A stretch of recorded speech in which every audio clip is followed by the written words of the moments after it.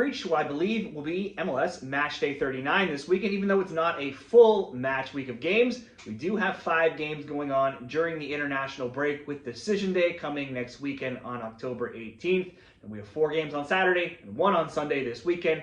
2 teams played midweek. LAFC played Toronto. LAFC is in action again this weekend. Toronto is not. LAFC got the win in that game. The games this weekend, we have Miami, Atlanta, Orlando, Vancouver, Seattle, RSL, the Galaxy, and Dallas, and Austin FC and LA on Sunday. We'll get into each of these games and make a best bet at the very end. Be sure to give the video a like, subscribe to the channel, comment down there what you're betting on. You can become a member for more soccer picks as well. We've been covering some of the World Cup qualifying in the members only chat. We had a nice win in the CAF qualifiers this morning as well. Let's kick it off here with Miami and Atlanta. Both of these teams have a ton of players being called up for international teams. For Atlanta, we have the likes of Almiron, Schlicht, Marinchuk, Lobajazinze, and they have a total of 8 players on the call-up list.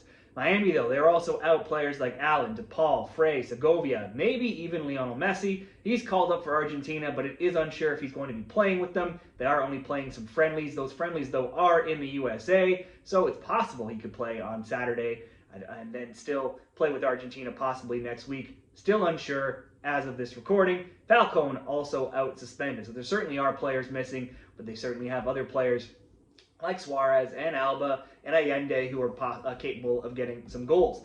Miami blew away New England last week 4-1. They're on but they've run out of time though to catch Philly for the Supporters Shield. They're going to want to hold on to that top 4 spot though, or even move up to 2nd place in the East. Atlanta, a woeful 14th. They almost held LAFC though last week. They were tied 0-0 until a late Buanga goal at the very end. And when their 1-0 loss to LAFC, Atlanta took just 3 shots, all of those coming from outside of the box. They only had 0.07 XG. That's the lowest mark in team history, according to FBref.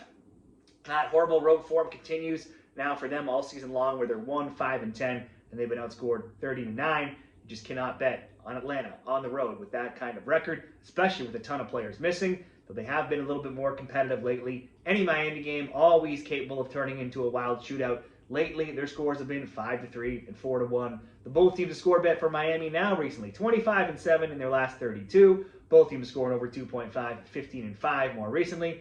Miami has just 3 clean sheets in their past 32 overall games. Scored though in 17 of 21 since the Club World Cup. Messi's in the hunt for the Golden Boot. I would assume that he will like to try to play for Miami if possible. Last week though, he was playing provider, had 3 assists. A lot rides on his participation for this bet. Both teams missing a ton of pieces, so kind of hard here.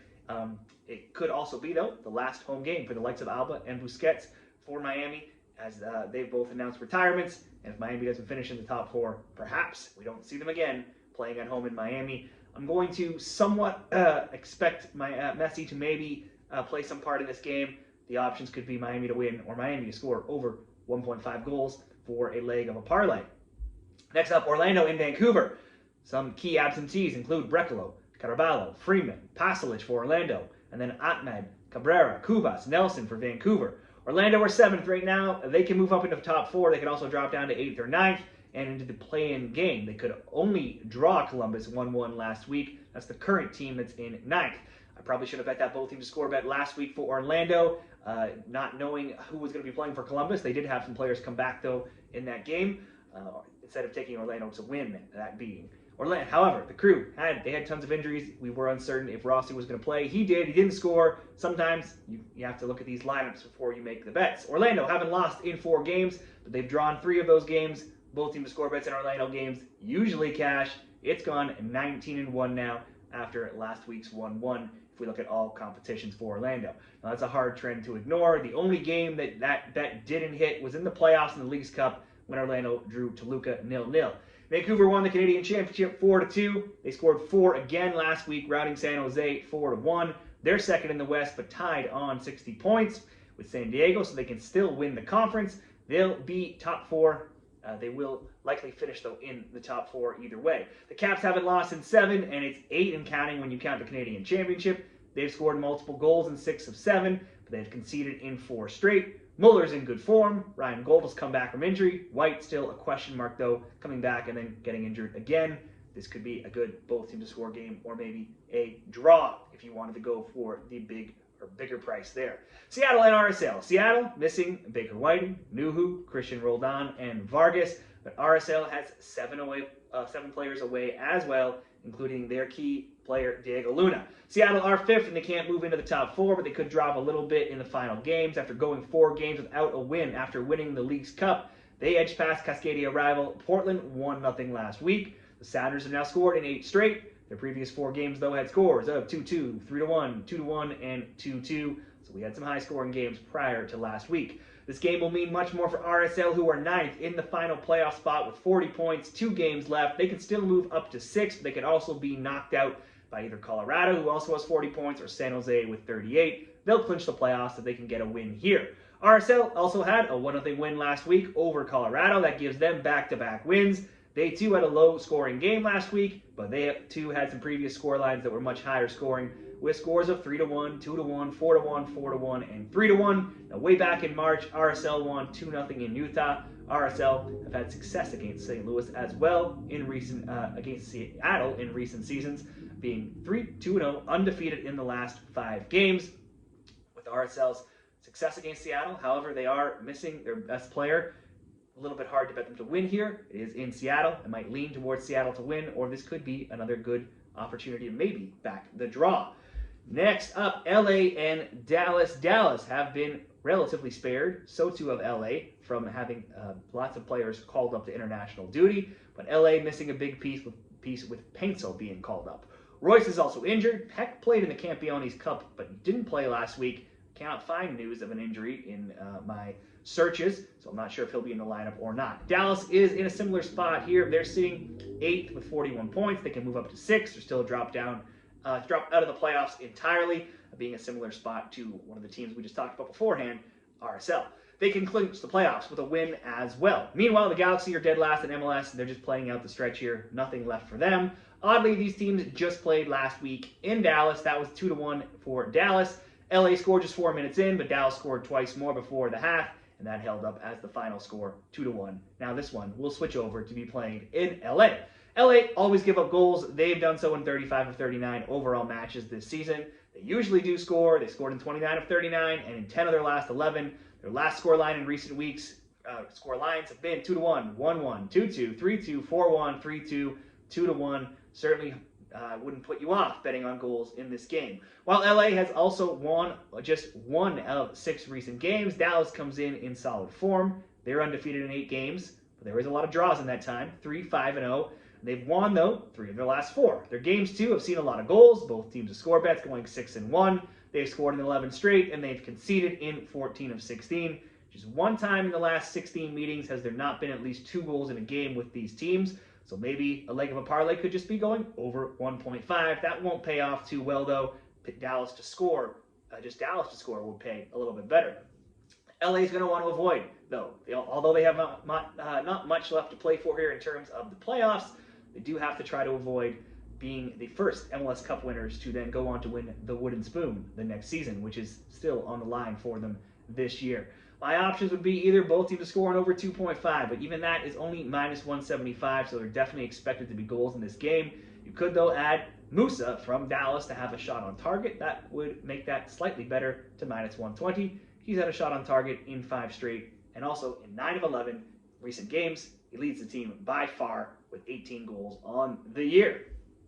Next up, finally, the final game on Sunday, Austin LAFC. This is the one Sunday game. LAFC played Wednesday. They were without Buanga, without Sun. They played Toronto, who had a ton of draws in a row, but they did manage to come out on top. They got goals from Abobasi and Amaya, 2-0 win. The previous 18 LAFC goals, though, had been scored by Buanga and Sun, so with those 2 missing, it was a question where the goals were going to come from, but they did find a way. Their players will be away again here against Austin. LAFC are 3rd right now in the West. They can still win the West, though. They're just 1 point back of the 2 teams above them. They're on a torrid run of play here of form. They only have 1 loss in 13. They have 6 straight wins, and they've outscored opponents 18-4 in those wins. They also have clean sheets in each of their past 3. The Verde, they're 6th. They can move up to 5th or still drop away entirely out of the playoff picture. They're not in good form, though. They have losses of 3-1, 2-1, and 3-1 in MLS. And they also lost 2-1 in the U.S. Open Cup final. So there are a lot of goals in those games as well. So they're not winning, but there is goals coming from both ends. Austin, too, has some key missing players here. Cascante, Pereira, Svatuk, Uzuni being their top scorer, but he only has 6 goals on the season. This is another team with many goals in their games. The both teams to score over 2.5 for Austin has gone 6-0. Go further back, and it's 11-2. Both teams to score alone, 12-1. They've given up a goal now in 13 straight games. It was a lower scoring game, though, back in March, just 1-0 Austin in LA. Other matches have been low scoring as well, under 2.5, going 4-0. This could be maybe a draw. You have some key players, some really top-end stars away for LAFC. The game is in Austin. LAFC are getting the short week as they play midweek. Given the goal trends, you could also go for a both teams to score, or maybe a both team to score and a Bobasi to have a shot on target. That would bring you to plus 115. Somebody's got to step up in the place of Bouanga and Son. He was playing up top in midweek. He got a goal, and he had 2 shots on target, so that could be an option as well, both team to score and a Bobasi to have a shot on target. We do have a lot of players away, though, so I'm going to try to condense the best bets into 2 options here to be rather safe. You can go Miami over at 1.5 goals, Orlando, Vancouver, both teams to score. That would be plus 100. We could throw in Dallas to get on the score sheet. That would be plus 136. I'll make that 1 3-leg best bet parlay, and then we can go to 2-player shot props. 2 players we talk about, Musa and Abobasi, each to have 1 or more shot on target. That one at DraftKings would be minus 114 odds. I don't think they've caught on quite yet to the fact that Bouanga and Son won't be in the lineup. They're still listed as players you can bet on there, so there could be some good value on Abobasi. Those will be the 2 best bets for this weekend's MLS Week 39 best bets. Be sure to write down in the comments what you like, player props, parlays, singles, whatever you're betting. Share what you like. Check out the graphic at the end, and if you want to check out a video to learn about some a great way to do some arbitrage betting, you can check out my video on bet ideas right up here.